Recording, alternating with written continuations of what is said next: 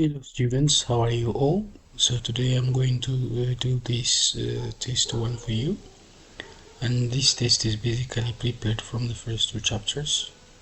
So I'm now going to show you how I can solve all this.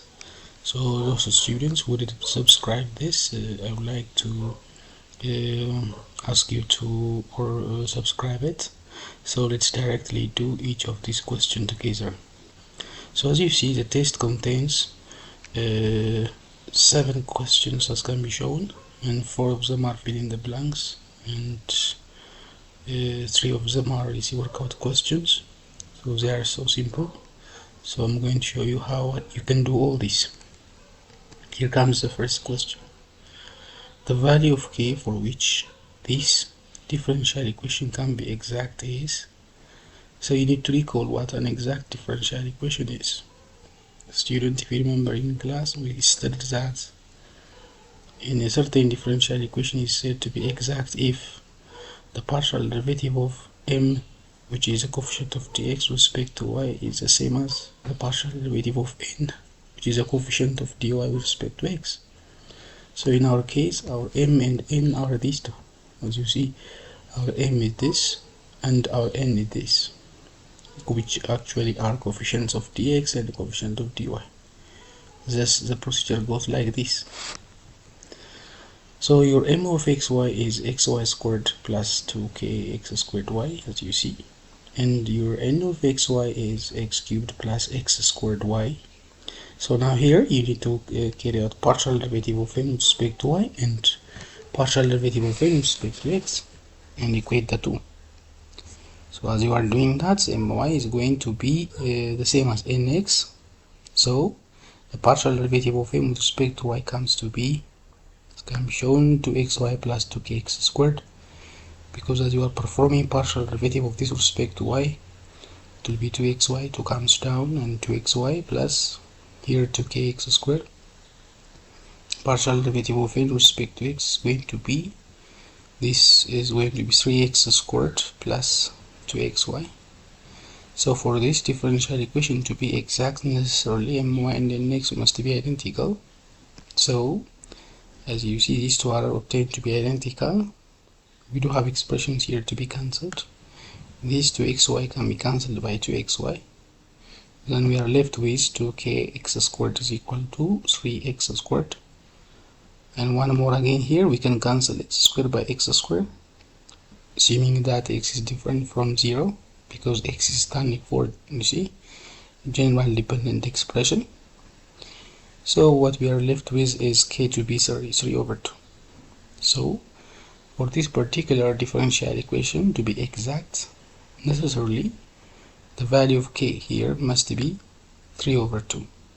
I hope you have understood. Now comes the second question. The second question says, find the particular solution if you are given this dE together with the initial condition. As you see, y at 1 equals 0 means when x is 1, y has to be 0. So whenever you are given initial condition in a given dE, you need to know that the solution is a particular one. That is to say that the solution must be free from any constant. A particular or a specific solution is expected. So let's see how we can do this together again. So let's divide the whole by x, and what is going to come is the following. As can be shown, look, when you are dividing the whole by x, here we don't have x, so dy over dx is going to come, and y cannot be alone.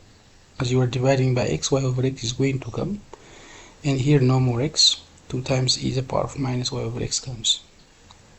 Look, dear students, this is nothing but it is an expression of y over x. If you observe the right side, it is an expression of y over x. And I told you that whenever your dE is written as a function of y over x after having dy over dx, we call that dE homogeneous. And we said also that for a homogeneous differential equation, we can change the non-separated one to separated by introducing v to be y over x. So the solution goes like this. Let you say v to be y over x. And from this, students applying crisscross multiplication, y comes vx, and dy by dx applying product rule comes to be v plus x v prime. We did this in class. So what comes next is this. Look, this is a question we are having. So dy over dx is v plus x v prime, and then y over x is v plus 2 times e to the power of minus v. So look here, student, there are c expressions to be cancelled here. We can cancel one v by the other v here. So what we are left with is x v prime. As you see, x v prime is equal to 2 times e to the power of minus v. Look, students, it is the introduction of this one that enables us to have a separated differential equation here from the non-separated one. So after understanding this, what comes next is this one. Look, v prime, as you know, is dv by dx. So dv comes here, and I move dx to the right side, taking x together. Then 2 is here, so 2 over x dx comes, and I brought this e to the power of minus v to the left.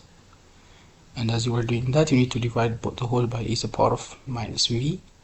And when you bring that, you see here in the numerator to be positive.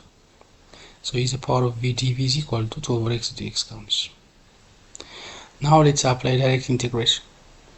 So as you are applying direct integration, you see this comes to be v ln of 2 ln x plus c. Basically, I have reduced one step here because the integral of e to the power of v dv is v itself, whereas this is 2 ln x. But in order to bring the v down, ln is introduced to both sides. So as you are doing that, v is going to come, then this is going to be ln of 2 ln x plus c. But we knew that v is y over x because it's already stated. So y is going to be x ln of 2 ln x plus c, as can be shown. Basically, this is a general solution. Had we been asked to find the general solution, this would have been enough. But initial condition is specified, so we have to answer our question in terms of what's particular solution. So for that to come, you need to introduce the initial condition. Here it is. When x is 1, you have been told that y is 0. So directly substitute 1 in place of x and put 0 in place of y. So in doing so, this can come. Look, in y we put 0 and in x we put 1 throughout. So we knew that 1 times this expression is the expression itself, and ln 1 is 0. 0 times 2 is 0, 0 plus is c, so ln c equals 0 is going to come, as you see. Ln c equals 0, so we have to think of a number whose ln can be 0 now. And as you know, this is 1. When c is 1, ln 1 comes 0. Or you can automatically change this to exponential form. So as you are changing this to exponential form, e to the power of 0 equals c can come. So in the case of this, c is obtained to be 1. So the value of c is now obtained.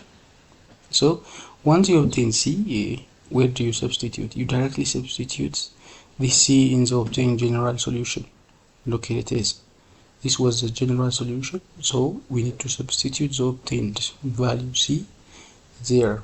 And what is going to come is y is equal to x ln absolute value of 2 ln x plus 1. As you see, the particular solution is going to be y is equal to x ln absolute value of 2 ln x plus 1. I hope you have understood how it has been done.